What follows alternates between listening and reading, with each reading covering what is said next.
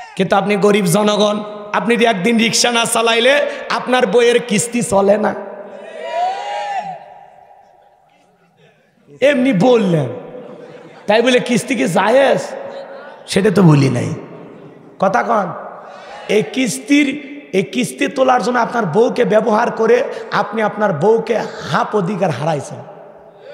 Half অধিকার মানে বোঝেন, অর্ধেক বউটা সাহেবের হয়ে গেছে।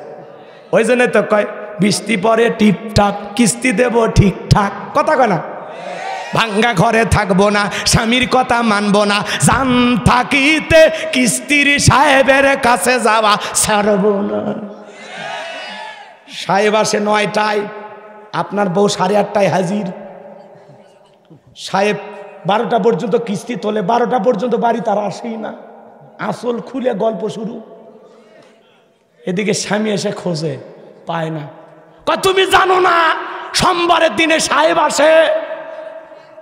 কথা কয় না।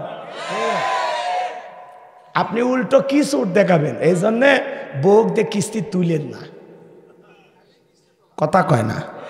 একটু পরিশ্রম করেন, এমনি স্বাবলম্বী হতে পারবেন। সুদ ঘুষের টাকা দিয়ে বড় হতে পারবেন না। কথা কয় না কে? হারামে বরকত নাই। কথা কয় না। অনেকে কয় হুজুর মানুষের টাকা হাওলাত দেন। হাওলাত দেবে কেমনে? নেওয়ার সময় ভাই উপকার করেন। আপনি আমার মায়ের পেটের ভাই, ধর্মের ভাই, 5,000 টাকা দেন, আগামী শনিবার মিস হবি না। কত শনিবার যায়, ওরা দেখা পাওয়া যায় না। ওই টাকা তুলবে যা স্যান্ডেল খয়া। এই জন্য মানুষের কথার দাম নাই। এই জন্য মানুষ কর যে হাসানা দেওয়া, এই যে একজন আর একজনের টাকা ধার দেওয়া, এটা উঠে গেছে। আমি এখনো হিসাব নিকাশ করলে কয়েক লাখ টাকা মানুষের কাছে পাবো, খালি সাবার গেলে মুখ বেকা। কথা কন না খে? দেওয়ার সময় সেই খুশি। ভাই আপনি কি যে উপকার করলেন, আপনার এ ঋণ আমার বইয়ের চামড়া কাটিয়ে দিলেও শোধ হবে না। তো তার নিজের চামড়া কাটিয়ে দিলেও শোধ হবে না। কথা কি বুঝতে পারছেন? এত বদমাইশ মানে তখন যে কি বলবি। আপনি মায়ের পেটের ভাই, মনে করেন আপনি আর আমি আমার একই মায়ের গর্ভের সন্তান। কি চালাক! খালি টাকা নেওয়া শেষ, আপনাকে দেখলে ওই আর এক দিক দিয়ে বেকা হয়ে যায়। কথা কন ঠিক কিনা? আপনি যদি ফোন দেন আপনার নাম্বার ব্ল্যাক লিস্টে থুয়ে দেয়, আছে না নাই? হ্যাঁ, হাওলাত দেওয়ার দিন উঠে গেছে। এজন্য কথায় কাজে মিল থাকলে এখনো হাওলাত দেয় মানুষ। কথা কন ঠিক কিনা? আল্লাহ আমাদের সঠিক বুঝ দান করুন। জোরে বলুন আমিন। বিরক্ত হয়েছেন? হন, আমার কোনো সমস্যা নেই, আর জীবনে এলাকায় আসবো না। বগুড়ায় ওয়াজ করলে একটু মনে হয় যে নিজের মানুষ, এজন্য আপন ভাবে সব খুলে কই। আপনারা যা রাগ কইরেন না যে হুজুরের মুখে ব্রেক নাই, ব্রেক ছাড়াই ওয়াজ হবে। অত সাবধানে ব্রেক ধরা লাগবি কে?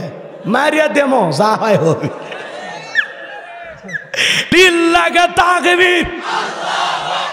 এইবার শোনেন বাজান, আপনি নেতার সাথে মিছিল করতে গেলেন।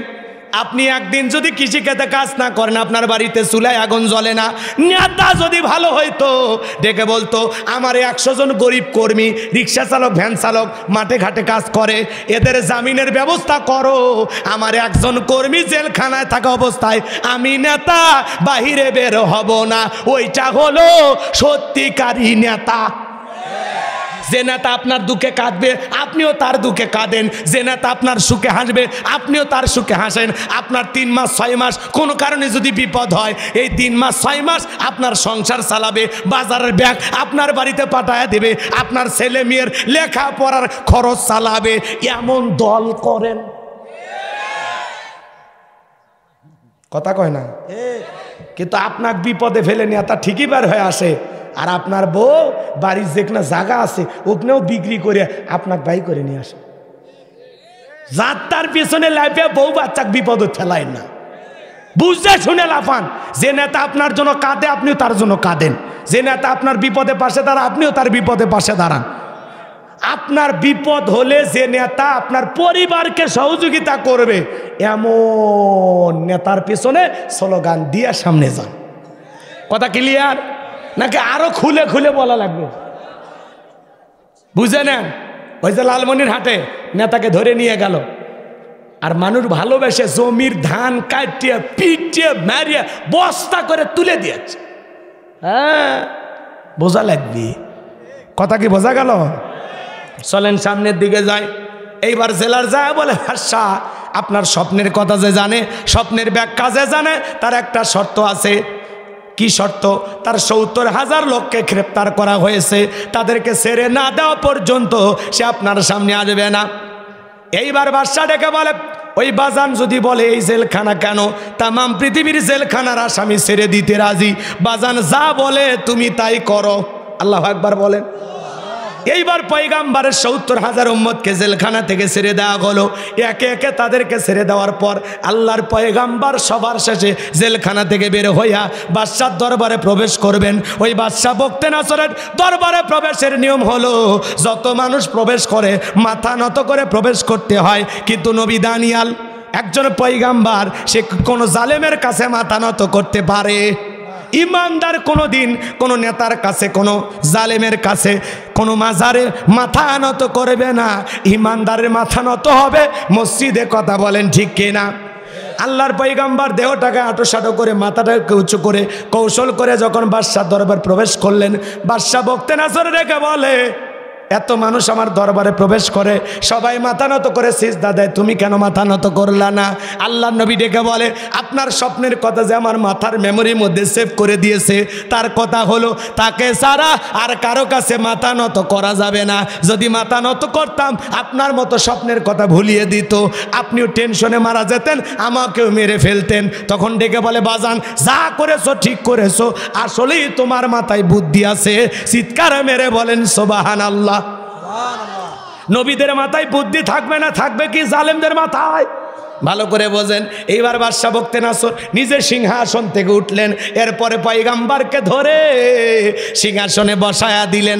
তাহলে বলেন জেলখানা থেকে মুক্ত করে চেয়ারে বসায়া দেন তিনি কে? আরো জোরে বলেন তো কে? সে আল্লাহ আজও আছে না নাই? বাদশাহ বখতে নাসরের চেয়ারে পয়গাম্বর বসে গেছেন। এইবার বাদশাহ ডেকে বলে বাবা তাড়াতাড়ি করে স্বপ্নের কথা বলো, আমি স্বপ্নে কি দেখেছি, এই স্বপ্নের ব্যাখ্যা কি হবে, তাড়াতাড়ি করে বলো। আল্লাহর পয়গাম্বর স্বপ্নে এবং স্বপ্নের ব্যাখ্যার কথা বলবেন, বাকি ঘটনা কি শোনার ইচ্ছা আছে? কারা কারা শুনে একটু হাত তোলেন। লিল্লাহে তাকবীর, লিল্লাহে তাকবীর। হাত নামান। আয়াত বাকি আছে আর একটা, মনে আছে না নাই? আমার আল্লাহ বলেন কয়েকটা মিনিট হয়েছে যখন কষ্ট ভাই দোয়া করবো, শোনেন বাজান গো, আমার আল্লাহ বলেন কয়েকটা মিনিট এই আয়াত শেষ করে এই যে হযরত আলীর কথা মনে আছে না নাই? আছে আছে। বাজান গো আমার আল্লাহ রাব্বুল আলামিন বলেন আল্লাযী খলাকাল মাউতা ওয়াল হায়াতা লিয়াবলুয়াকুম আইয়ুকুম আহসানু আমালা ওয়া হুয়াল আজিজুল গফুর। আমার আল্লাহ ডেকে বলেন আল্লাযী খলাকাল মাউতা ওয়াল হায়াতা, যিনি সৃষ্টি করেছেন মৃত্যু আর জীবন, লিয়াবলুয়াকুম আইয়ুকুম আহসানু আমালা, আমার আল্লাহ পরীক্ষা করে দেখবেন আমলের দিক দিয়ে কার আমল কত বেশি ভালো, কার আমল কত বেশি উত্তম।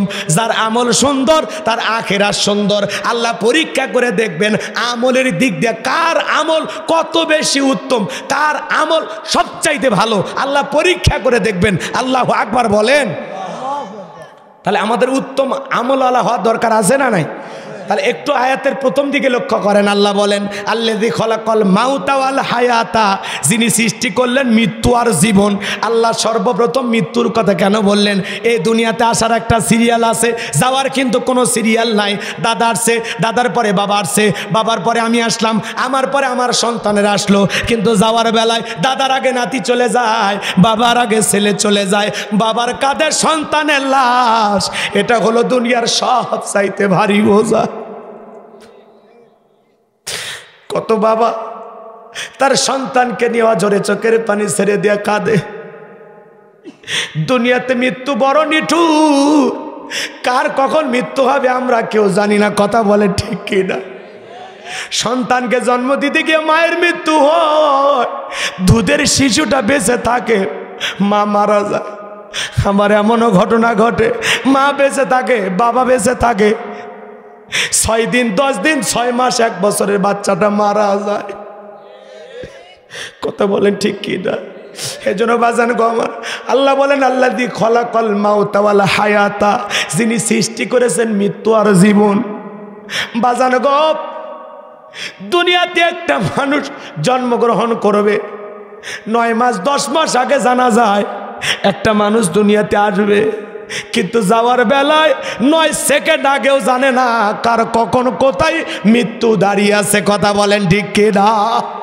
এজন্য আল্লাহ বলেন কুল্লু নাফসিন যায়কাতুল মাউত, প্রত্যেক প্রাণীকে মৃত্যুর স্বাদ গ্রহণ করা লাগবে। এই মৃত্যুর স্বাদ হলো 2 প্রকারের, মিষ্টি খাইলে মিঠা লাগে, নিম পাতা খাইলে তিতা লাগে। যারা ইমানদার তাদের মৃত্যু হবে এমনিভাবে। কিভাবে মৃত্যু হবে জানেন? ইমানদারের মৃত্যুটা কত মজার মৃত্যু, কত শান্তির মৃত্যু। মায়ের কোলে দুধ পান করতে করতে শিশুটা যেমন ঘুমের মধ্যে চলে যায়, সন্তানটার কোনো কষ্ট হয় না, ইমানদার তেমনিভাবে দুনিয়ার থেকে বিদায় নেবে, তেমন কষ্ট হবে না। বলেন আল্লাহু আকবার। ইমানদারের মৃত্যু হবে মিঠা, সুবহানাল্লাহ বলেন। আর বেঈমানের মৃত্যু হবে তিতা। কত মানুষ দেখেন মারা যায়, চোখগুলো বড় বড় হয়, 6 মাস আগে জবান বন্ধ হয়ে যায়। শরবত গুইলা বাচ্চারা সন্তানেরা কি করে, বাবার মুখের ভিতরে তুলে দেয়, গালসি বেয়ে বেয়ে পড়ে যায়, খাওয়ার শক্তি থাকে না। আমার ভাইয়েরা, এই দুনিয়ার থেকে কত মানুষ বিদায় নেয়, পেশাব পায়খানা করে দেয়, পা থেকে মাথা পর্যন্ত উঠা ছটপট করে, মৃত্যুর আগে চিৎকার মারে, গালিগালাজ দিতে থাকে। কবিরা গুনাহ করতে করতে, হারাম কাজ করতে করতে কারো যদি মৃত্যু হয়, ওই মৃত্যুটা আপনাকে জাহান্নামে নিয়ে যাবে। এই যুবকে কি হলো? এরা করছে মর্ম না হুজুর এত তাড়াতাড়ি। শোনেন শোনেন, মৃত্যুর কথা শুনে আপনি উঠে যান কই? মৃত্যু থেকে পালাইতে পারবেন? আল্লাহ বলেন আইনামা তাকুনু ইউদরিকুমুল মাউতু ওয়ালাউ কুনতুম ফি বুরুজিম মুশাইয়াদা। সূরা নিসার ৭৮ নম্বর আয়াত। আল্লাহ ডেকে বলেন যেখানে থাকো, যে অবস্থায় থাকো, মৃত্যু তোমাদেরকে ধরবেই। মৃত্যু থেকে পালানোর কোনো রাস্তা খোলা নাই। কথা বলে ঠিক কিনা? যুবক, তুমি মনে করেছ 10 তলা বিল্ডিংয়ে বসবাস করো, লিফট দিয়ে ওঠা নামা করো, লিফটের সুইচ মনে হয় মালাকুল মউত জানে না, যখন মৃত্যু চলে আসবে মালাকুল মউত এমনি তোমার সামনে হাজির হয়ে যাবে। কথা বলেন ঠিক কিনা? কার কখন মৃত্যু হবে আমরা কেউ জানি না। মৃত্যু বড় কঠিন। বাজান গো, আমার বেঁচে আছি এটাই হলো অস্বাভাবিক, মৃত্যু হবে এটাই স্বাভাবিক, এটাই চিরন্তন সত্য কথা। সকল ধর্মের মানুষ মৃত্যু হবে এটা বিশ্বাস করে। কথা কয় না, কথা কয় না। কষ্ট পাচ্ছেন? সংক্ষিপ্ত করে দিচ্ছি বাজান গো আমার। মুসা নবীকে জিজ্ঞাসা করা হয়েছিল, আল্লাহ নবী মুসা, মৃত্যুর যন্ত্রণা আপনার কাছে কেমন মনে হয়েছে? আল্লাহ নবী মুসা আলাইহিস সালাম ডেকে বলেন, জ্যান্ত ছাগলের গা থেকে চামড়া খসাইলে ছাগলের যেমন কষ্ট হয়, মৃত্যুর যন্ত্রণা আমার কাছে তেমনি কষ্টকর মনে হয়। মৃত্যুর যন্ত্রণা কত কঠিন আপনি কি জানেন? এ বাজান গো আমার, আপনার আমার নবী ইন্তিকালের সময় হযরতে ফাতেমা নবীজি অসুস্থ, চোখের পানি ছেড়ে দিয়ে কান্না করতেছেন। আমার নবী দেখে বলে, মা ফাতেমা, তোমার চোখের পানি আমার সহ্য হয় না, আমার কাছে আসো মা। ও মা, তোমার কানটা আমার মুখের সাথে লাগায়া দাও। হযরতে ফাতেমা তার কানটা বিশ্ব নবীর মুখের কাছে লাগায়া দিলেন। আমার নবীজি কি যেন বললেন, হযরতে ফাতেমার কান্না বন্ধ হয়ে গেল। আম্মা জান আয়েশা ডেকে বলে, আমার মেয়ে ফাতেমা, তোমার আব্বাজান কি এমন বলেছে যার কারণে তোমার কান্নাটা বন্ধ হয়ে গেল? ডেকে বলে, আম্মা জান, আমার বাবা আমাকে বলেছেন বাবার ইন্তিকালের পর সর্বপ্রথম বাবার সাথে আমার সাক্ষাৎ হবে। আজরাইল, যেই ফেরেশতা দুনিয়ার কারো বাড়িতে প্রবেশের অনুমতি চায় না, আপনার অনুমতির অপেক্ষায় আমরা বাহিরে দাঁড়িয়ে আছি। চিৎকার মেরে বলেন আল্লাহু আকবার। বিশ্বনবী ডেকে বলে, মা ফাতেমা, দরজা খুলে দাও। দরজা খুলে দিলেন। মালাকুল মউত আর জিবরাইল প্রবেশ করে। আজরাইল নবীকে সালাম দিলেন, আসসালামু আলাইকুম ইয়া রাসূলুল্লাহ, ইয়া হাবিবাল্লাহ। হুজুর নবী গো, এখন আপনার কি অবস্থা? আমার নবী ডেকে বলে, মালাকুল মউত, দেখতেছো আমি অসুস্থ, এখন কিছুটা সুস্থতা বোধ করতেছি। মালাকুল মউত ডেকে বলে, নবী গো, আমার আল্লাহ আমাকে বলেছেন আমার বন্ধু যদি অনুমতি দেয় আমার বন্ধুর জানটা কবজ করবা। আমার বন্ধু যদি অনুমতি না দেয় মালাকুল মউত রে দেরি করবি না, দেরি করবি না, সঙ্গে সঙ্গে আবারও চলে আসবি। বলেন আল্লাহু আকবার। আমার নবী ডেকে বলে মালাকুল মউত এরপরে কি আর তুমি কোনোদিন আসবা না? ডেকে বলেন নবী আবারও আল্লাহ যেদিন আমাকে বলবেন সেদিন আসবো, কিন্তু আমার আল্লাহ বলেছেন আমার বন্ধুর যতদিন মনে চায় দুনিয়াতে থাকবে। খবরদার বন্ধু অনুমতি না দিলে বন্ধুর জান তুমি কবজ করতে পারবা না। আমার নবীকে আমার আল্লাহ কত ভালোবাসতেন বলেন সুবহানাল্লাহ। আমার নবী ডেকে বলে মালাকুল মউত আর দ্বিতীয়বার আসতে হবে না, তুমি তোমার কাজ করতে পারো, আমি অনুমতি দিলাম। মালাকুল মউত যখন নবীজির জানটা কবজ করার জন্য, নবীর রূহটা বের করার জন্য নবীজির বুকের উপরে হাত রেখে দিয়েছেন। আমার নবী চোখের পানি ছেড়ে দিয়ে কাঁদে আর ডেকে বলে মালাকুল মউত রে, আজরাইল রে, আমি সহ্য করতে পারি না, তাড়াতাড়ি হাত নামায় নাও, আমি নবী আর সইতে পারি না। মালাকুল মউত যখন হাতটা নামায় নিলেন আমার নবী ডেকে বলে মালাকুল মউত এই যদি হয় মৃত্যুর যন্ত্রণা আমার উম্মতেরা তো সহ্য করতে পারবে না। ইন্তিকালের সময়ও নবী উম্মতকে ভোলে না। কেমন নবীর উম্মত? চিৎকার মেরে বলেন সুবহানাল্লাহ। আমার নবী ডেকে বলে মালাকুল মউত এই যদি হয় মৃত্যুর যন্ত্রণা আমার উম্মতেরা তো সহ্য করতে পারবে না।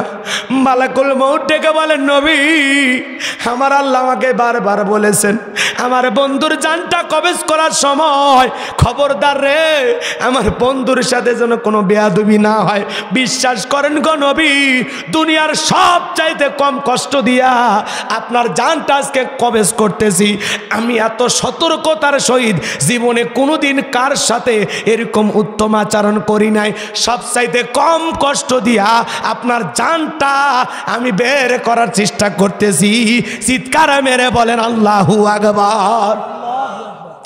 আমার নবী ডেকে বলেন মালাকুল মউত এই যদি হয় মৃত্যুর সব চাইতে কম যন্ত্রণা, কম কষ্ট আমার উম্মতেরা তো সহ্য করতে পারবে না। আমারে কথা দাও আমার উম্মতকে তুমি কষ্ট দিবা না। মালাকুল মউত ডেকে বলেন নবী আপনাকে আমি কথা দিলাম আপনার উম্মতের মধ্যে যারা ইমানদার হবে, নেককার হবে, যারা আপনার রেখে যাও বিধান মোতাবেক চলবে, আপনার আদর্শের পথে চলবে, নবী গো যারা নেককার মুমিন হবে কথা দিলাম তাদের জানটা কবজের সময় আমি ইহসান করব, তাদেরকে কম কষ্ট দিয়া দুনিয়ার জমিন থেকে নিয়ে যাব। চিৎকার মেরে বলেন আল্লাহু আকবার। নবীজি দ্বিতীয়বার বললেন এইবার নাও। এইবার যখন দ্বিতীয়বার নবীজির জানটা কবজ করার জন্য হাত রেখে দিয়েছেন আমার নবী ডেকে বলে মালাকুল মউত আর সহ্য করতে পারি না, তাড়াতাড়ি করে আমার বুক থেকে হাতটা নামায়া নাও। আমার নবী ডেকে বলেন মালাকুল মউত আমার কাছে মনে হয় পাহাড় আমার বুকের ওপরে চেপে ধরা হয়েছে। তাহলে নবীর জন্য যদি মৃত্যুর যন্ত্রণা এমন কষ্টকর মনে হয় আপনার আমার মৃত্যুর সময় কত কষ্ট হতে পারে, কত যন্ত্রণা হতে পারে একটু চিন্তা ভাবনা করার দরকার আছে না নাই? এজন্য আল্লাহ বলেন আল্লাযী খলাকাল মাউতা ওয়াল হায়াতা, যিনি সৃষ্টি করেছেন মৃত্যু আর জীবন। বাজান গো মৃত্যুর কথা স্মরণ করা লাগবে। সবাইকে কবরে যেতে হবে, দুনিয়া চিরকাল থাকার জায়গা না। শুধু মসজিদ সুন্দর বানাইলে হবে না, ওই মসজিদে সিজদা দিয়া অন্তরে তাকওয়া পরিপূর্ণ সুন্দর আল্লাহওয়ালা হওয়ার দরকার আছে না নাই? যারা নামাজ আদায় করবে তাদের মন অন্তর সুন্দর হওয়ার দরকার আছে না নাই? কথা বলেন এখানে আছে। এজন্য আল্লাহ বলেন লিয়াবলুয়াকুম আইয়ুকুম আহসানু আমালা, আমি আল্লাহ পরীক্ষা করে দেখব তোমাদের মধ্যে কে সবচাইতে ভালো আমল করেছো, কার আমল কত বেশি সুন্দর। যার আমল সুন্দর তার আখিরাত সুন্দর। কথা বলেন ঠিক কি না? এবার জানো গো আমার আখিরাতে আমল ভালো হলে আপনি আমি নাজাত পাবো, আমল খারাপ হলে আপনার আমার দুঃখের কোনো সীমা থাকবে না। যুবক রে, তোদের পায়ে হাত দিয়ে অনুরোধ করে যাই, যুবক তুমি যদি 7 দিনের জন্য কক্সবাজারে যাও, তোমার একটা ব্যাগ থাকে, ওই ব্যাগের ভিতরে পোশাক আশাক থাকে, প্রেমিকার ডায়েরি থাকে, মোবাইল থাকে, চার্জার থাকে। যুবক রে, সফর মাত্র 7 দিন, 7 দিনের সফরের জন্য তোমার আমার একটা ব্যাগ লাগে, কিন্তু কবরের সফর, পরকালের সফর শুরু আছে শেষ নাই। সেই কবরে যাওয়ার আগে একটা আমল নামার ব্যাগ সাজানোর দরকার আছে না নাই? যেই ব্যাগের ভিতরে টাকা দেখো তো যুবক, তোমার আমল নামার ব্যাগের ভিতরে নামাজ আছে কিনা, রোজা আছে কিনা, হজ আছে কিনা, যাকাত আছে কিনা, দান খয়রাত আছে কিনা, পিতামাতার খেদমত করেছো কিনা, বিবির সাথে ভালো ব্যবহার করেছো কিনা, পাড়া প্রতিবেশীর হক আদায় করেছো কিনা, আত্মীয় স্বজনের হক আদায় করেছো কিনা। যুবকরে, মৃত্যু আসার আগে একটু 2 মিনিট বালিশে মাথা রেখে চিন্তা করো, পরকাল সফরের জন্য কি কি প্রস্তুতি গ্রহণ করেছো। কথা কয় না কেন? আজকে 31st নাইট নিয়ে তুমি ব্যস্ত, কথা কয় না কেন? হ্যাপি নিউ ইয়ার পালন করে নিয়ে তুমি ব্যস্ত। কবরের ফার্স্ট নাইটটা কেমন কাটবে, কবরের পহেলা রাত কেমন কাটবে, ওই কবরে তোমার আমার কি অবস্থা হবে রে যুবক। কবরে যাওয়ার আগে একটু চিন্তা করার দরকার আছে না? না, কথা বলে না কেন? আল্লাহ রসুল বলেছেন, কলা রাসূলুল্লাহ সাল্লাল্লাহু আলাইহি সাল্লাম, ইন্নামাল কুবুরু রাউযাতুম মিন রিয়াদিল জান্নাহ আও হুফরাতুম মিন হুফারিন নার, রাওয়াহু তিরমিজি। বিশ্বনবী ডেকে বলেন, যে ব্যক্তির আমল ভালো, মৃত্যুর সঙ্গে সঙ্গে আল্লাহ রাব্বুল আলামিন তার কবরটাকে জান্নাতের বাগান বানায় দিবেন, বলুন সুবহানাল্লাহ। আর যে ব্যক্তির আমল খারাপ, আও হুফরাতুম মিন হুফারিন নার, তার কবরটা হবে জাহান্নামের আগুনের গর্ত। কথা বলেন ঠিক কি না? ওই কবর বড় কঠিন জায়গা, কবরে আপনাকে আমাকে যেতে হবে বাজান গো। আর দুনিয়া চিরকাল থাকার জায়গা না, ওই অন্ধকার কবরে যেতে হবে। আমার আল্লাহ ডেকে বলেন, ফামাই আমাল মিসকালা যাররাতিন খায়রান ইয়ারা ওয়া মাই আমাল মিসকালা যাররাতিন শাররান ইয়ারা। বান্দারে, যাররা পরিমাণ, অনুপরিমাণে যদি নেক আমল করো, ওইটাও তোমার আমল নামায় লিপিবদ্ধ করা হবে। যাররা পরিমাণ, অনুপরিমাণে যদি বদ আমল করো, ওইটাও তোমার আমল নামায় লেখা হবে। আর যারা গুনাহ নিয়ে একবার অন্ধকার কবরে যাবে, ওই কবরের ডানের মাটি বামে চলে যাবে, বামের মাটি ডানে চলে যাবে, এমন জোরে সাপ দেবে বাজান, এক পাজরে আর অন্য পাজরে ঢুকে যাবে। কবরে থাকা বিষাক্ত সাপ একবার যদি সবল মারে, পা থেকে মাথা পর্যন্ত বিষের যন্ত্রণা, দেহটা জ্বলে যাবে। কবর কিন্তু কঠিন জায়গা, কবর কিন্তু জায়গা ভালো না। ওই কবরে থাকা অন্ধ ফেরেশতা চোখে দেখে না, কানে শোনে না, একবার যদি হাতুড়ি দিয়ে বাড়ি মারে বাজান, দেহটা চূর্ণ বিচূর্ণ হয়ে যাবে। ওই কবরে যাওয়ার আগে নেক আমল করে 5 ওয়াক্ত সালাত আদায় করে কারা কারা যাইতে চান, নেক আমল করে 2 হাত তুলে আল্লাহকে একবার দেখান। 5 ওয়াক্ত সালাত আদায় করবেন তো ইনশাআল্লাহ? নেক আমল করবেন তো ইনশাআল্লাহ? ভাই, কবরের ভয় আমাদের অন্তরের ভিতরে ঢুকানোর দরকার আছে না নাই? সবাইকে মরতে হবে, দুনিয়া চিরদিন থাকার জায়গা না। এ দুনিয়া স্বার্থের দুনিয়া, আজ আছি কাল থাকবো না। কথা বলেন ঠিক কিনা? শুধু মসজিদটা টাইলস দিয়ে সুন্দর বানাইলে হবে না, আমল করে আমাদের হৃদয়টাও সুন্দর বানানোর দরকার আছে না নাই? অন্তরের ভিতরে তাকওয়ার আয়না বসানোর দরকার আছে না নাই? আল্লাহ সবাইকে কোরআন সুন্নাহর নিয়ম অনুযায়ী নেক আমল করে নিজের জিন্দেগি সাজানোর তৌফিক দান করুন। সকলে বলুন আমিন। ওয়া আখিরি দাওয়ানা আলহামদুলিল্লাহি রাব্বিল আলামিন। আর কথা না বাড়াই, রাত প্রায় 1:30 বেজে গেছে। বাবা,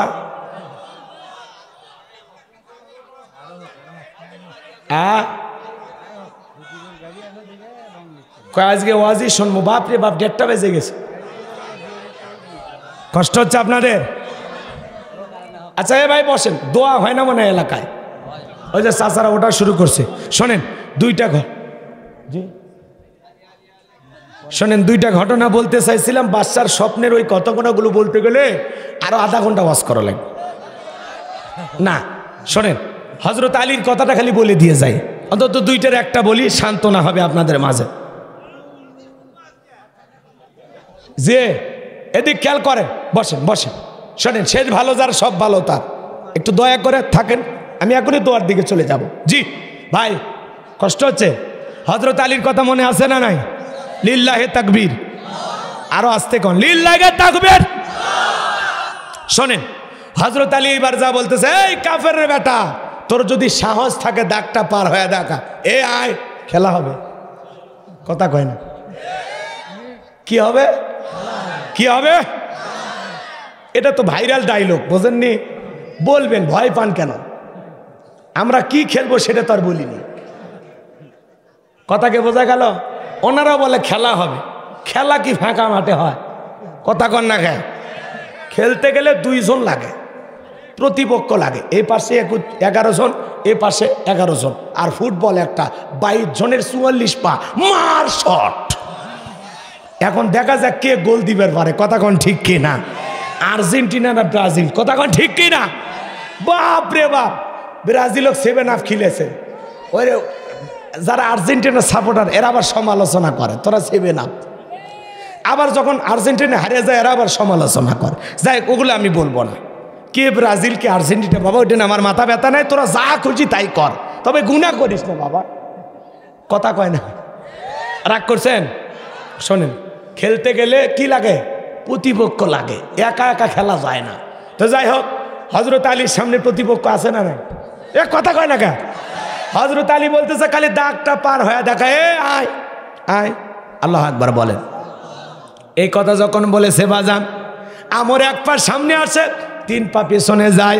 এমত অবস্থায় হযরত আলী তাকায়া দেখে আমরের কাঁধে থাকা 3.5 মণ ওজনের তরবারি আল্লাহ কাঠের তক্তা বানায়া দিয়েছে। তাহলে শক্তি কমলো না বাড়লো? বাড়ছে। এইবার 1 পা 2 পা করে যখনই দাগ বরাবর আসছে, হযরত আলী খালি তরবারি কাঁধে ঠেকাইছে। কাঁধে তরবারি ঠেকাইতে দেরি 1 সেকেন্ডের মধ্যে দেহ থেকে কাল্লাটা আল্লাহ পাক আলাদা করে দিয়েছেন। বলেন আল্লাহু আকবার। আমার আল্লাহর নাম এদিক খেয়াল করেন, আমার আল্লাহ ডেকে বলেন আমার নাম আল্লাহ।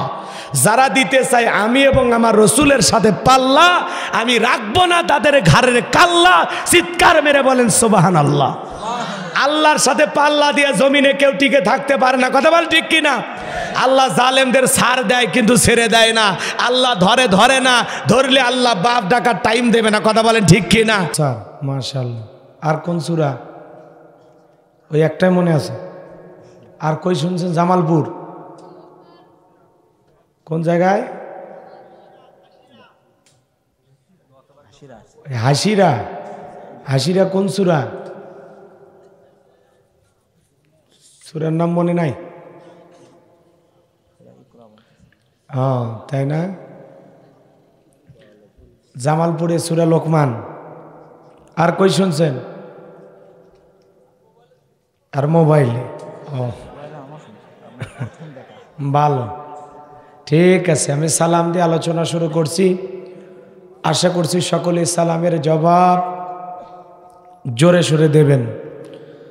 আসসালামু আলাইকুম ওয়া রাহমাতুল্লাহি ওয়া বারাকাতুহু। ওয়ালাইকুম সালাম ওয়া রাহমাতুল্লাহি ওয়া বারাকাতুহু। ইন্নাল হামদালিল্লাহিল আকরামিল্লাযী খালাকাল ইনসানা ওয়া কাররামা ওয়া আল্লামাহু মিনাল বায়ানি মা লাম ইয়ালাম। ফাসুবহানাল্লাযী লা ইহসা ইমতিনানুহু বিল লিসানি ওয়ালা বিল কলাম।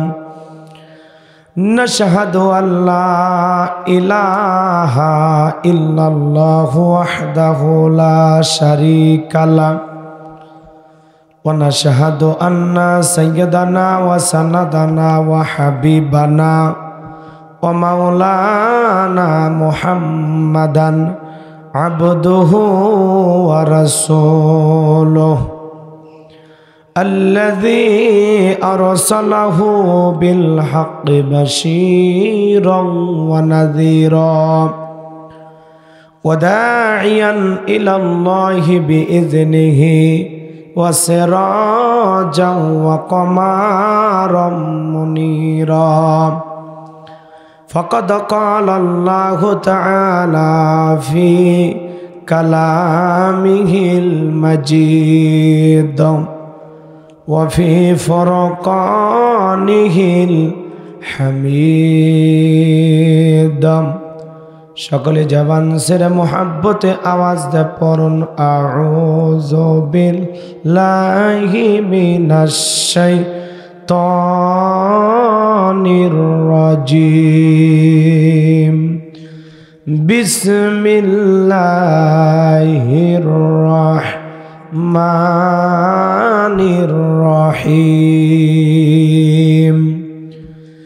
তাবারাকাল্লাযী বিয়াদিহিল মুলকু ওয়া হুয়া আলা কুল্লি শাইইন কাদির الذي خلق الموت والحياة ليبلوكم أيكم أحسن عملا وهو العزيز الغفور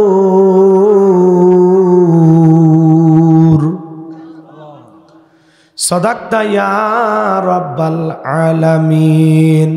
وعن أبي هريرة رضي الله تعالى عنه قال قال رسول الله صلى الله عليه وسلم الدنيا سجن المؤمن وجنة الكافر رواه المسلم.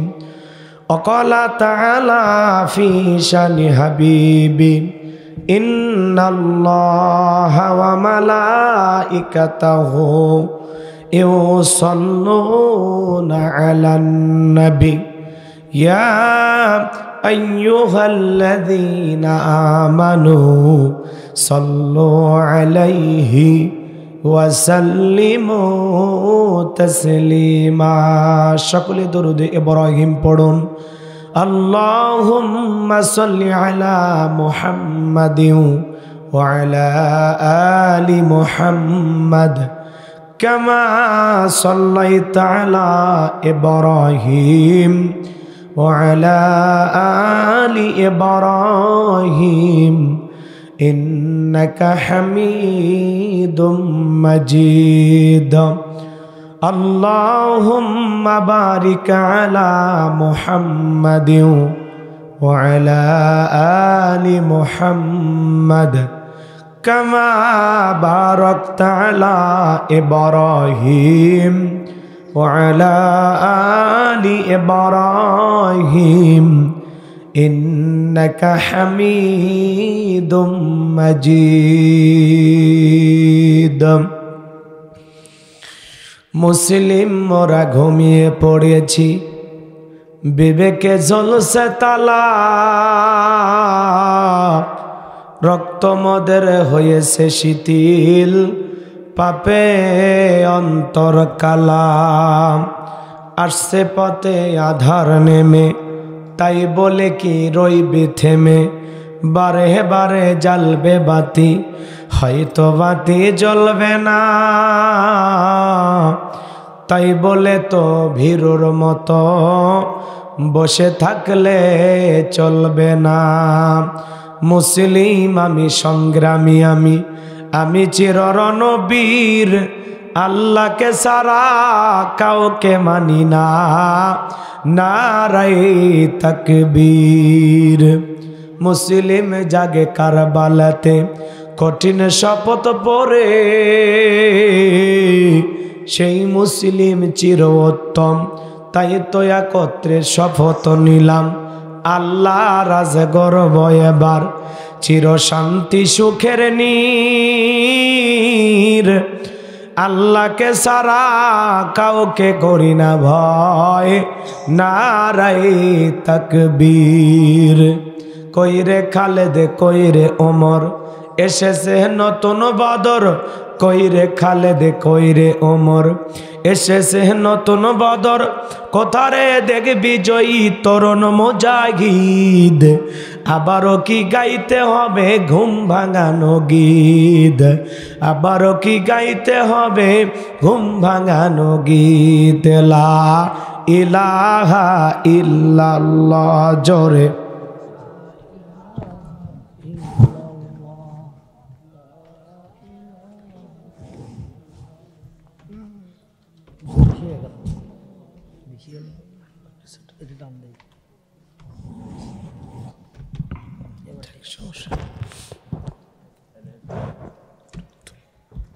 একটু জিকির করেন লা ইলাহা ইল্লাল্লাহ জোরে লা ইলাহা, জোরে লা ইলাহা, জোরে লা ইলাহা ইল্লাল্লাহ জোরে লা ইলাহা জোরে লা ইলাহা জোরে লা ইলাহা ইল্লাল্লাহ জোরে লা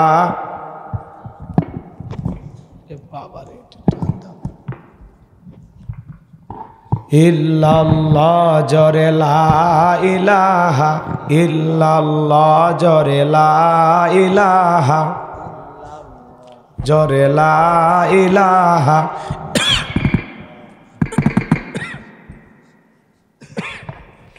লা ইলাহা ইল্লাল্লাহ জোরে লা ইল্লাল্লাহ জোরে লা ইলাহা ইল্লাল্লাহ জোরে লা ইলাহা ইল্লাল্লাহ জোরে লা লা ইলাহা ইল্লাল্লাহু মুহাম্মাদুর রাসূলুল্লাহ। জবান ছেড়ে একবারকে পড়ছি সাল্লাল্লাহু আলাইহি ওয়াসাল্লাম। বাংলাদেশের ঐতিহ্যবাহী বগুড়া জেলার শাহজাহানপুর থানার অন্তর্গত বীরকুষ্টিয়া উত্তরপাড়া তালতলা বাইতুর রহমান জামি মসজিদের উন্নতিকল্পে আজকের এই বিরাট ইসলামী জালসার সম্মানিত সুযোগ্য অনারেবল প্রেসিডেন্ট জনাব মোহাম্মদ ইবাদুর রহমান সাহেব, আল্লাহ পাক তার গোলামকে হায়াতে তৈয়বা সিয়াতে কুলিয়ে দান করুন, সকলে বলুন আমিন। আজকের প্রোগ্রামের প্রধান অতিথি জনাব মোহাম্মদ মিজানুর রহমান বকুল সাহেব, আল্লাহ পাক তার গোলামকে হায়াতে তৈয়বা সিয়াতে কুলিয়ে দান করুন, সকলে বলুন আমিন।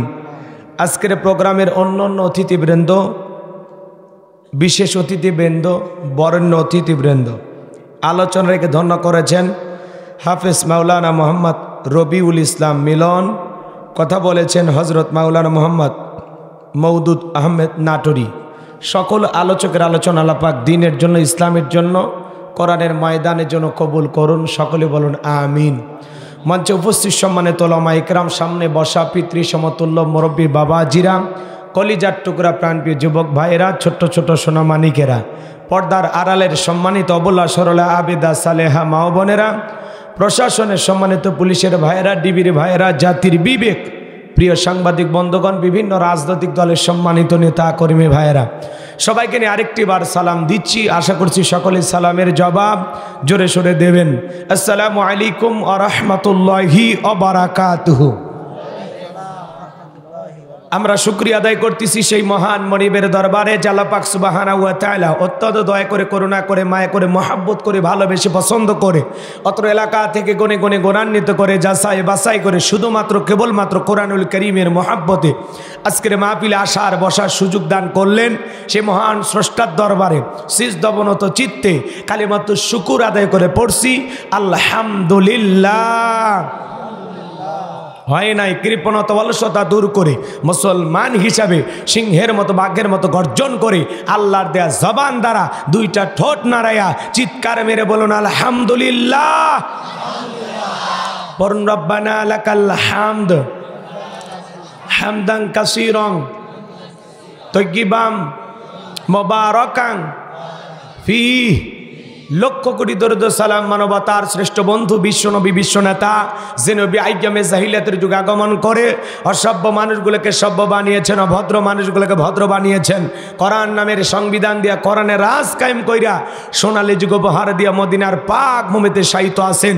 সে রাসূলের প্রতি কলিজা বড় মহব্বত নিয়ে পড়ছি দরুদ সালাম, সকলেই পড়ুন সাল্লাল্লাহু আলাইহি ওয়াসাল্লাম। সম্মানিত ভাইরা, আজকের প্রোগ্রামে আসতে পেরে, বসতে পেরে আপনারা খুশি না বেজা? কারা কারা বেজার দু হাত তুলে দেখান তো দেখি। ওই যে দুই চারজন হাত তুলতে চায়, সব জায়গায় তালে তাল মিলালে বিপদ আছে না নাই? ওই জন্য আমাদেরকে বলা হয় হুজুকিয়ে বাঙালি, গুজাবে বাঙালি, যাই কয় আইরে সেই দিকে যাই রে, বোঝা সোজা নাই রে, লাঠি পিটা খাই রে। মার খাওয়ার পরে হুশ হয়, হ্যাঁ এ কাম করছিলাম। যে কোনো কাজ মুসলমান বুঝে শুনে করা দরকার আছে না নাই? শুধুমাত্র জোশ থাকলে হবে না, জোশের সাথে হুশ থাকা লাগবে। কথা বোঝেন নাই? সব জায়গায় তালে তাল মিলালে বিপদ আছে না নাই? আজকের প্রোগ্রামে আসতে পেরে বসতে পেরে কারা কারা খুশি, মুখে নিয়ে হাসি, আওয়াজ দেবে বেশি, আল্লাহ নামের এমন একটি স্লোগান দেবেন, এলাকায় যদি কোনো ইসলাম বিরোধী উই পোকা, সার পোকা, তেলা পোকা থাকে, ওদের কলিজায় যেন কম্পন সৃষ্টি হয়। আমার আওয়াজ তুলতে রাজি আছেন যারা? বীর মুসলমানের মতো দুটি হাত টান টান করে তুলে দেখান তো তারা। লিল্লাহে তাকবীর, লিল্লাহে তাকবীর। আল কোরআনের আলো, আল হাদিসের আলো, দুনিয়ার মুসলিম। আমার নেতা তোমার নেতা, আমার নেতা তোমার নেতা। লিল্লাহে তাকবীর। আল কোরআনের আলো, আল হাদিসের আলো, দুর্নীতির আলো। হাতটা বেনারা দেন তো, মাশাআল্লাহ মারহাবা। আস্তে কারণ আকে যেন না লাগে, হাত নামা। অনেকে ঝোঁকে তালে বলে ফেলেছেন দুর্নীতির আলো ঘরে ঘরে জ্বালো। বাংলাদেশে দুর্নীতি দমন কমিশন আছে না নাই? এরপরে দুর্নীতি কমেছে নাকি ডিজিটাল কায়দা বেড়েই চলেছে? দিন যত গড়াচ্ছে দুর্নীতির পাল্লা তত ভারী হচ্ছে। কথা বলেন ঠিক কিনা? আমরা চাই আমাদের প্রিয় মাতৃভূমি বাংলাদেশ দুর্নীতি মুক্ত আল্লাহ কবুল করুন, চিল্লা বলুন আমিন। আমরা চাই আমাদের বাংলাদেশ মাদক মুক্ত আল্লাহ কবুল করুন, চিল্লা বলুন আমিন। আমরা চাই আমাদের বাংলাদেশ যৌতুক মুক্ত আল্লাহ কবুল করুন, চিল্লা বলুন আমিন। আমরা চাই আমাদের বাংলাদেশ নাস্তিক মুক্ত আল্লাহ কবুল করুন, চিল্লা বলুন আমিন। সম্মানিত ভাইয়েরা আমার, ভূমিকায় লম্বা কথা নয়, সরাসরি মূল আলোচনায় প্রবেশ করতে চাই। তারপরে দুই একটি কথা না বললেই নয়। আমরা যত জায়গায় কোরআনের কথা বলতে যাই, বলে হুজুর সাবধানে আলোচনা করবেন, ভুলে যাবেন না এলাকা কার। ওদের কথার সাইজ শুনে মনে হয় এলাকা ওদের বাবার। এ কথা বলেন না কেন? একটু আওয়াজ দেবেন, আমি করব আওয়াজ, আপনারা দেবেন আওয়াজ, জবাব দিবেন ঠিক ঠিক। আলোচনা হবে কমপ্লিট, শ্রোতাদের স্পিরিটে বারে বক্তার হিট, আলোচনা হবে জায়গা মতো ফিট। চোখ কান খোলা রাখবেন, কিছু আজ প্যান্ডেলে, কিছু আজ অ্যাঙ্গেলে। জ্ঞানী লোকের জন্য ইশারায় যথেষ্ট। কথা বলেন ঠিক কি না? আপনাদের আওয়াজ বলে দেবে জায়গায় চলবে কি, নরম না গরম। আপনাদের আওয়াজ বলে দেবে। কথা কি বোঝা গেল? এজন্য একটু আওয়াজ দিয়ে সহযোগিতা করবেন। পারবেন তো ইনশাআল্লাহ? অনেক জায়গায় গেলে বলে হুজুর ওয়াজ যা করবেন করবেন, খবরদার রাজনীতির কোনো আলোচনা করবেন না। আপনারাই বলেন তোমার বাড়ি কোন জেলা? গরিব এলাকায় বাড়ি দেখে আমার জেলার নামটা নিতেও কষ্ট হচ্ছে। একটু জোরে বলেন না, আমার বাড়ি কোথায়? আমি আসছি কোন জেলায়? বিশ্বাস করেন বাজান, আমি গাইবান্ধা থেকে বগুড়াতে এসেছি শুধুমাত্র কোরআনের কথা বলার আশায়। এছাড়া আমার আর অন্য কোনো উদ্দেশ্য নাই। কথা বলেন ঠিক কিনা? আর গাইবান্ধা থেকে বগুড়া, শাহজাহানপুরে রাজনীতির কথা বলে আমার কোনো লাভ আছে? আগামী নির্বাচনে এলাকার মহিলা মেম্বার পদেও দাঁড়ানোর কোনো চান্স আছে? তাহলে আমি কেন এখানে রাজনীতি করব? যদি করাই লাগে নিজের জেলা গাইবান্ধাই করব। কথা বলেন ঠিক কিনা? এজন্য আপনারা টেনশন মুক্ত থাকবেন। আমি আপনাদের কথার সাথে একমত। আমি বাংলাদেশের রাজনৈতিক কোনো দলের বক্তা না, আমি রাজনৈতিক কোনো বক্তব্য দেব না। I will not any political word because I am not a leader of any political party. কারণ এখানে সব দলের লোক আছে না নাই? এখানে বসে আছেন আওয়ামী লীগ, বিএনপি, জাতীয় বার, জামাত ইসলাম, জাসদ, বাসদ, চরমানা, আরশিদ, জানবেগে, ফুরফুরা, হাটহাজার, ওলামা নিজামা, তাবলিগ, পাবলিক, ওলামা লীগ, গণতন্ত্র, গণফোরাম, সুসমাজ, বিকল্পধারা, এলজিবিটি, আমরা নাগরিক শক্তি, ভিপিল সোসাইটি, 4 দল, 14 দল, 8 দল, 19 দল, 20 দল, ইসলাম, বিএনএফ, বাংলাদেশ কংগ্রেস যে পর্যন্তই থাক। ভিপি নূরের আবার গণ অধিকার পরিষদ, তৈমুর চাচা নতুন খুলছে তৃণমূল, বিএনপি। এত দলীয় লোক যেখানে আমি কি বোকা দলীয় আলোচনা করব? এই দিক থেকে যদি একটা দলের লোক গুতা মারে, ওই দিক থেকে আর একটা দলের লোক থানায় টেলিফোন করে, আমি হুজুরের অবস্থা ভালো না খারাপ? অতএব আজকের মাহফিলে বাংলাদেশের রাজনীতি নিয়ে কোনো আলোচনা করা হবে? বলেন, বাংলাদেশের রাজনীতি নিয়ে কোনো আলোচনা করা হবে না। তবে হ্যাঁ, আমি যদি কোনো রাজনৈতিক বক্তব্য দেই, এই পৃথিবীর শ্রেষ্ঠ রাজনীতিবিদ, শ্রেষ্ঠ রাষ্ট্রনায়ক, শ্রেষ্ঠ রাষ্ট্রপতি, শ্রেষ্ঠ সেনাপতি, শ্রেষ্ঠ বৈজ্ঞানিক, শ্রেষ্ঠ দার্শনিক, শ্রেষ্ঠ বাবা, শ্রেষ্ঠ নানা, শ্রেষ্ঠ স্বামী, শ্রেষ্ঠ আদর্শ, শ্রেষ্ঠ মহামানব রহমাতুল আলামিনের মদিনার আদর্শের রাজনীতির কথা বলবো। আমি যদি কোনো রাজনৈতিক বক্তব্য দেই, খলিফাতুল মুসলিমিন, আমিরুল মুমিনিন হযরত ওমর ফারুকের আদর্শের রাজনীতির কথা বলবো। যে ওমর ফারুক আল্লাহর জমিনে আল্লাহর আইনকে প্রতিষ্ঠিত করতে গিয়ে নিজের কলিজার টুকরা ছেলেকে পর্যন্ত ছাড় দেয় নাই। কথা বলেন ঠিক কিনা? সেই মদিনাওয়ালার আদর্শের রাজনীতির কথা শোনার পর আপনার জন্য আবার চুলকানি আরম্ভ না হয়।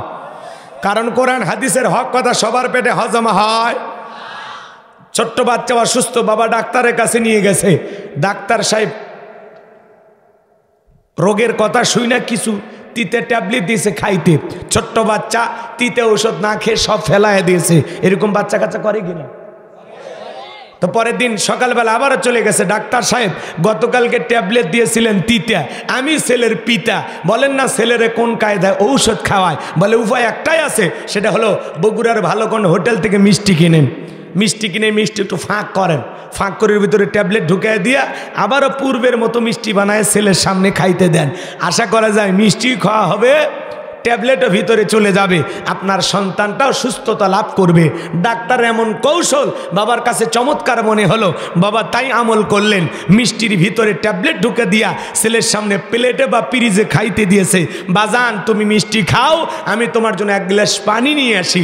এইবার বাবা পানি নিয়ে এসে দেখে প্লেটের মিষ্টি খাওয়া শেষ, মনে মনে কয়েকবার সুবহানাল্লাহ আলহামদুলিল্লাহ পরে জিজ্ঞাসা করে, বাজান মিষ্টি খাইছো? ছেলে উত্তর করে বলে, হ্যাঁ আব্বা মিষ্টি খাইছি ঠিকই, কিন্তু মিষ্টির ভিতরে যে বিসি ছিল ওইটা খাই নাই। আজকে সমাজের বাস্তবতা তাই। বলে হুজুর ওয়াজ করেন, কোনো সমস্যা নাই। আমরা যখন বলি তিবিয়ান আল্লি কুল্লি সাই, মানব জীবন পরিচালনা করার জন্য রান্নাঘর থেকে পার্লামেন্ট পর্যন্ত যত নিয়ম নীতি দরকার দিয়েছেন বিশ্ব সরকার, তখন এক শ্রেণীর মুসলমানের কাছে এই কোরআন হাদিসের হক কথা, এই ট্যাবলেট মার্ক আলোচনা সহ্য হয় না। ওরাই তখন আলেমদের বিরুদ্ধে, ইসলামের বিরুদ্ধে উঠে পড়ে লাগে ষড়যন্ত্র করার জন্য। আপনারাই বলেন তো, সুদ করে সামনে যদি সুদের বিষয় নিয়ে আলোচনা করা হয়, ও কি বগুড়ার এসে হোটেল থেকে মিষ্টি নিয়ে আসে বলবে হুজুর হ্যাঁ করেন একটু মিষ্টি খান? নাকি বলবে এই হুজুর এসে সুদের ওয়াজ কইরা আমার সুদের ব্যবসায় লালবাতি জ্বালাইছে? কথা বলেন ঠিক কিনা? যারা ঘুষ খায়, দুর্নীতি করে, হারাম খায় ভুঁড়ি বানাইছে, 26 মাসের গর্ভবতী, ওদের সামনে ঘুষের আলোচনা করলে খুশি না বেজা? যারা বেনামাজি নামাজ পড়ে আসার খাইয়া বইরা আল্লাহ সিজদা দেয় না, ওদের সামনে নামাজের ওয়াজ করলে খুশি না বেজার? যে সমস্ত মা বোনেরা বোরকা পরে না, পর্দা করে না, বুকে ওড়না পর্যন্ত নেয় না, জিন্সের প্যান্ট গেঞ্জি পরে রাস্তা দিয়ে হাইটা যায়, পিছন দিক দিয়ে তাকালে মনে দুটো সুপারি গাছ দাঁড়িয়ে আছে, এরকম বেহায়া বেপর্দা নারীর সামনে পর্দার আলোচনা করলে খুশি না বেজার? এক কথায় ওয়াজ যদি কারো বিপক্ষে চলে যায়, কিয়ামত পর্যন্ত সে বক্তার ওপরে খুশি হবে না। কথা বলেন ঠিক কিনা? এই জন্য পরিষ্কারভাবে একটি কথা বলে দিতে চাই, আজকের আলোচনা সভাপতি স্যারের মতো হবে না, প্রধান অতিথির মতো হবে না, মাহফিল কমিটির মতো হবে না, বক্তার মতো হবে না, শ্রোতাদের মতো হবে না। আল্লাহর কোরআন যা বলবে গোলাম রব্বানি তাই বলবে, এতে কে খুশি কে বেজার ওইটা দেখার টাইম নাই। কথা বলেন ঠিক কিনা? যুগে যুগে নবী রাসূলুল্লাহ দাওয়াতি কাজ করেছেন, তাদের দাওয়াতি কাজেও কাফের বেঈমানরা বাধার পাঁচিরি তৈরি করে দিয়েছিলেন।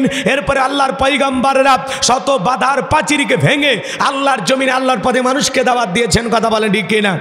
আপনার আমার প্রিয় নবী কালেমার দাওয়াত দিদিকে কোরআনের প্রচার করতে গিয়ে মার খেয়েছেন, রক্ত জড়িয়েছেন, দান দান মোবারক শহীদ হয়ে গেছেন, লোহার টিপু মাথার ভিতর ঢুকে গেছেন।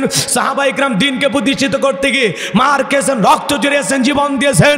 ও বাংলার মুসলমান, 1971 সালে এদেশের মাটির জন্য, এদেশের স্বাধীনতার জন্য, এদেশের পতাকার জন্য আপনার আমার পূর্বপুরুষেরা যদি রক্ত দিতে পারেন, জীবন দিতে পারেন, প্রয়োজন যদি হয় আল্লাহর জমিনে আল্লাহর দ্বীনকে প্রতিষ্ঠিত করতে গিয়ে, কোরআনের সমাজ কায়েম করতে গিয়ে নবীদের মতো, সাহাবায়ে কিরামদের মতো বুকের তাজা রক্ত দিতে হয়, কারা খারা দিতে রাজি? দুই হাত তুলে আল্লাহকে দেখান।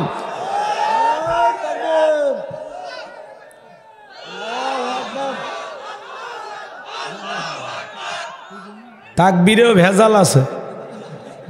এটা কয় গ্রুপের লোক বসছেন? আমি হাত তুলে আছি, আপনারা হাত নামাইছেন কেন? হাত নামাইতে বলেছি? হাত টান টান করে তোলেন, লিল্লাহে তাকবীর। মুখ যারা খুলবেন না, উপরে আসমানের মালিক আল্লাহ দেখে না?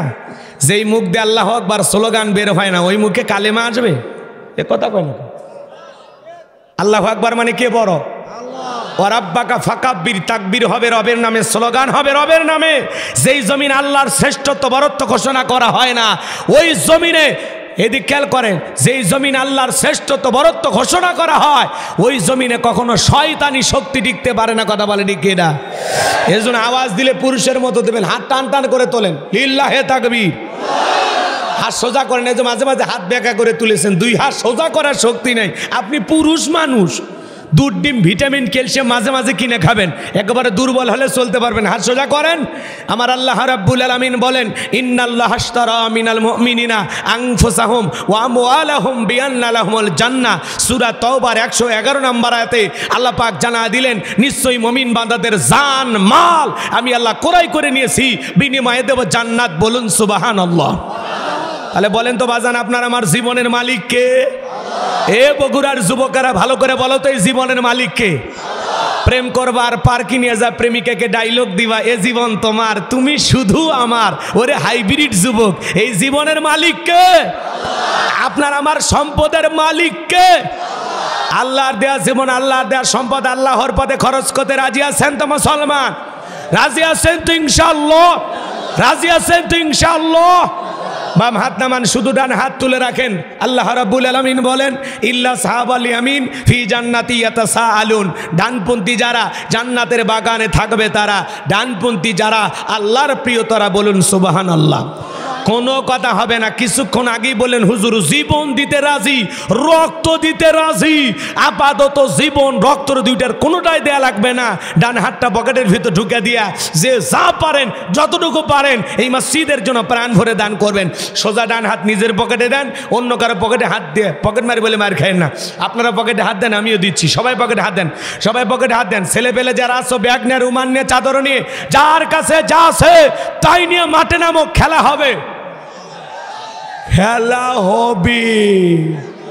ছেলে পেলে আপনাদের মাঝে যাবে, সবাই প্রাণ ভরে দেন, সবাই পকেটে হাত দেন, আমিও দিলাম, আপনারাও দেন। আল্লাহ সবাইকে দেওয়ার তৌফিক দান করুন। জোরে বলুন আমিন, আরো জোরে বলুন আমিন। সবাই পকেটে হাত দেন। 10, 20, 50, 200, 100, 500, 2000, 5000, 10,000, 1 লাখ, 2 লাখ, যে যা পারেন আল্লাহর হস্তে পকেটে হাত দিয়ে আল্লাহর ঘর মসজিদের জন্য প্রাণ ভরে দান করেন। সোজা ডান হাত পকেটে দেন, সবাই পকেটে হাত দিয়ে আল্লাহর হস্তে টাকা বের করে দেন। খবরদার কেউ যেন আবার বিড়ি ম্যাচ দিন না। 2014 সালে ওয়াজ করতে গেছিলাম রংপুর তারাগঞ্জ, ওই জায়গায় কালেকশন চলতেছিল। একজন ব্যাগের ভিতরে দিয়েছে 2 প্যাকেট বিড়ি, দিয়ে লেখা দিয়েছে 1 প্যাকেট মাহফিল কমিটির আর 1 প্যাকেট বক্তার। কত বড় শয়তান চিন্তা করেন। এরকম দুষ্টমি করা যাবে না।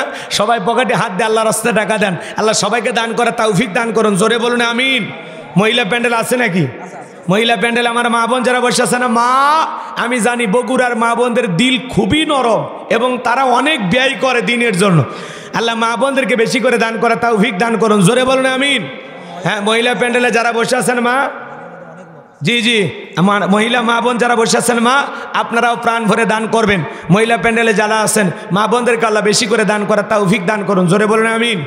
হ্যাঁ, মহিলা প্যান্ডেলে আমার মা বোন যারা বসে আছেন মা, আপনারা প্রাণ ভরে দান করবেন। রহিমা বিউটি, নার্গিস, গোলাপি, মরিয়ম, হাসি খুশি, মায়া, জয়া, হাফসা, হাজেরা, রুমকি, ঝুমকি, বিউটি, সুইটি, আল্লাহ মা বোনদেরকে বেশি করে দান করা তৌফিক দান করুন। জোরে বলুন আমিন। যাদের মন আয়েশা, ফাতেমা, খাতিজার মতো নরম, তারা অবশ্যই দান করবে। কথা বলেন ঠিক কিনা? কিন্তু 2-4টা কটকটি মার্কা মহিলা থাকলে ও তখন বলবে আমি টাকা দেব না, ওই টাকা দিয়ে আমি লিপস্টিক কিনবো, চুলের কাঁকড়া কিনবে। কথা বলেন ঠিক কিনা? সবার টাকা ভালো জায়গায় ব্যয় হয় না। আপনি পকেটে হাত দেবেন, শয়তান বলবি কি করিস, বলি 100টা টাকা মসজিদে দান করি। কয় চুপ কর, 100 টাকা হলে 2 প্যাকেট সিগারেট হবে। তার মানে আপনি চাইলেও দিতে দেবে না। দান করতে গেলে একটা হৃদয় লাগে, কলিজা লাগে, ফ্রেশ মন লাগে, আল্লাহ কবুল করা লাগে। কথা বলে ঠিক কিনা? সবাইকে আল্লাহ দান করা তৌফিক দান করুন। জোরে বলুন আমিন। আমার হাতে 2, 4, 5, 10 হাজার যারা দিবেন এলাকার গণ্যমান্য ব্যক্তিবর্গ তাড়াতাড়ি দেন। সব তো আগেই দিয়ে দিয়েছেন রবিউল ভাইয়ের কাছে। হ্যাঁ জি, মাশাআল্লাহ। আমার সভাপতি ওবায়দুর রহমান সাহেবের সাথে আমার ইউসুফ ভাই মাঠে 3 শতক জায়গা দিয়েছে, তার মাটির জন্য 10,000 টাকা দান করবে। মাশাআল্লাহ। ইউসুফ ভাই এখানে 3 শতক জায়গা দিয়েছেন, পাশাপাশি নগদ 10,000 টাকা। জোরে বলেন মারহাবা। আল্লাহ দানটা কবুল করেন, বড় দানে শামিল করেন। এ দানে ছেলেকে লক্ষ লক্ষ টাকার মালিক বানায় দেন। ইউসুফ নবীর সাথে একই জান্নাতে কবুল করেন। জোরে বলেন আমিন। ইউসুফ ভাইয়ের মেয়ে 1000 টাকা, তার বোন হলো 200 টাকা। বাপ রে বাপ, পুরো পরিবার সবাই দান করে। লিল্লাহে তাকবীর। ইউসুফ ভাইয়ের মেয়েও 1000, তার মেয়ে 200, মানে বোন 200, বোন 200, মোট হলো 1200 টাকা। আল্লাহ তাআলা তার মেয়ের দান, তার বোনের দান কবুল করেন, হায়াত বাড়ায় দেন, জিন্দিগির গুনাহগুলো মাফ করে দেন, কোটি কোটি টাকার মালিক বানায় দেন। জোরে বলেন আমিন। সবাই 2-1 মিনিটে দিয়ে দেন, আমি আলোচনায় চলে যাব, কালেকশন করব না। হ্যাঁ, কর্তৃপক্ষের ভাইরা বলেছেন যে হুজুর আপনি হ্যাঁ, একটু বললে অনেকে আপনার হাতে দিতে চাইবে, এই জন্য শুধু আপনি একবার বলবেন, আমি বলতেছি। হ্যাঁ, মহিলা প্যান্ডেলে আমার মা বোন যারা বসে আছেন, মা আপনার দিলটা নরম করে দান করেন। মা আপনাদের মাঝেও চলে গেছে চাদর, বোরকার পকেট থেকে করে দেন হালকা করে একটু আদর। মা বোনদেরকে আল্লাহ বেশি করে দান করা তৌফিক দান করুন। জোরে বলুন আমিন। সবাই একটু মেহেরবানি করে দান করেন, কেউ কৃপণতা করবেন না। আমার হাতে 2, 4, 5, 10 হাজার যারা দেবেন, এলাকার গণ্যমান্য ব্যক্তিবর্গ দিতে পারেন। আল্লাহর ঘর মসজিদের কাজ চলতেছে বাজান, যারা দুনিয়াতে মসজিদ নির্মাণের জন্য টাকা দেয়, আল্লাহ তাদের জান্নাতি বালাখানা বানায় দিবেন, বলুন সুবহানাল্লাহ। একটু দিলটা নরম করে আল্লাহর ঘর মসজিদের জন্য 60 ঢালার কাজ হবে, একটু 10-এর লাঠি 1-এর বোঝা। আল্লাহ সবাইকে দান করা তৌফিক দান করুন। জোরে বলুন আমিন। এই মসজিদ শুরু থেকে হ্যাঁ, করতে দিব না, বিরোধী থেকে তাকের সাথে আন্দোলন করে, ঠিক আছে। আমার ভাই শাহিনুর মরুন ভাই, শাহিনুর ভাই এই মসজিদের জন্য সাবেক সভাপতি ছিলেন। ওনার দোহার ধরতে 500 টাকা দিতে ভাই, দোয়া করবেন। ওনার ভাই মরহুম শাহিনুর রহমান, তিনি মারা গেছেন, তার রুহের মাগফিরাত কামনায়। তারই বড় ভাই, আপনি ছোট, আচ্ছা ঠিক আছে, তার ছোট ভাই, ভাইয়ের রুহের মাগফিরাত কামনায় 500 টাকা দিয়েছেন। জোরে বলেন মারহাবা। আল্লাহ তারে দান কবুল করেন, তার ভাইয়ের কবরকে জান্নাতের বাগান বানায় দেন। জোরে বলেন আমিন, আরো জোরে বলেন আমিন।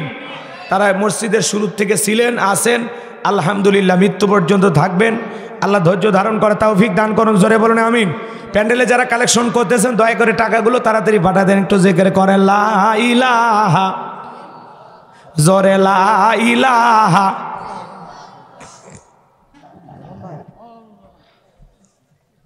একটু জিকির করেন লা ইলাহা ইল্লাল্লাহ, জোরে লা ইলাহা।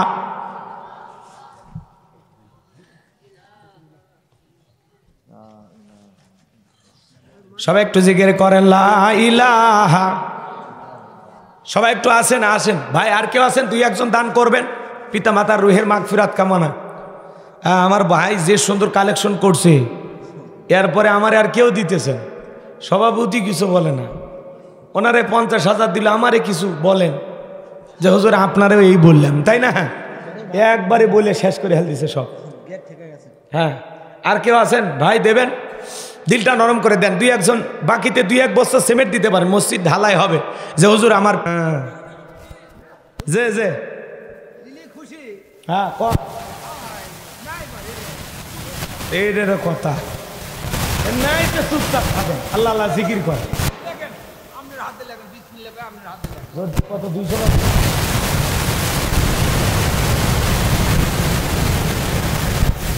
কত 5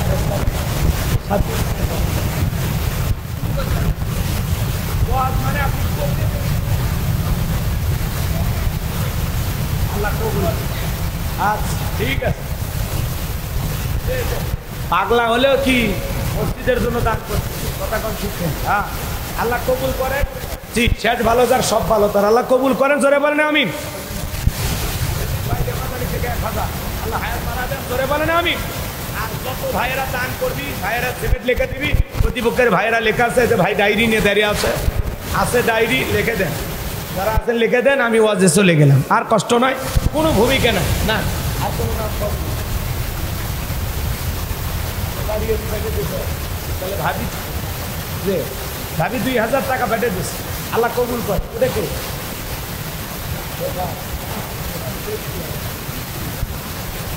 আল্লাহ কবুল করে। জোরে বলে না আমি, আল্লাহ হায়াত বাড়ায় দেন। জোরে বলে না আমি।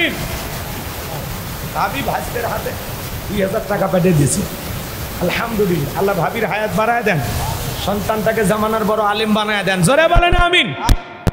আর কোনো কথা নাই, কোনো ভূমিকা নাই, সরাসরি আল্লাহর কোরআন থেকে আলোচনা করব। কোরআন থেকে যদি আলোচনা করি আপনাদের কোনো সমস্যা আছে?